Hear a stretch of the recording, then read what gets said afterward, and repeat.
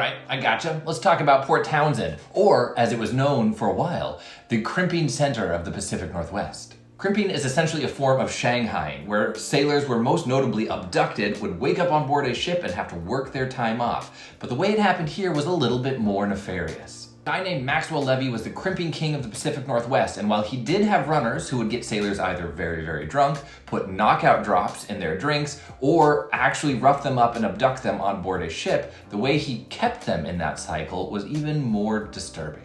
Maxwell Levy operated a boarding house in Port Townsend, and when sailors would come ashore without much money, he would offer them a place to stay on credit.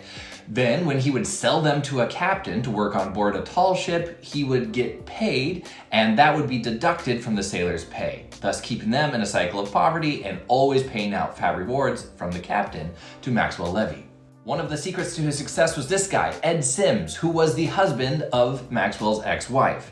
He was a US commissioner at the time, and it was his job to make sure that nothing bad was happening. But when Maxwell and him got in business together, Ed would just turn the other way, and sailors could get abducted at cost. Maxwell Levy was also notorious for things like abducting or coercing an entire crew away from a ship, promising them better conditions somewhere else, getting paid by a new captain where the conditions weren't any better, and then selling a different crew to the captain whose crew he had just abducted. He was able to maintain this system of abduction and forced poverty for years, until in 1906 the laws changed, creating more transparency and not allowing him to either rough up sailors and make them sign paperwork, or to actually abduct them under cover of darkness and put them on board ships where they'd have to work off their debt. I love Port Townsend because you still get that nautical mystique and charm when you visit it today, but just know, don't get drunk there. You never know where you'll wake up.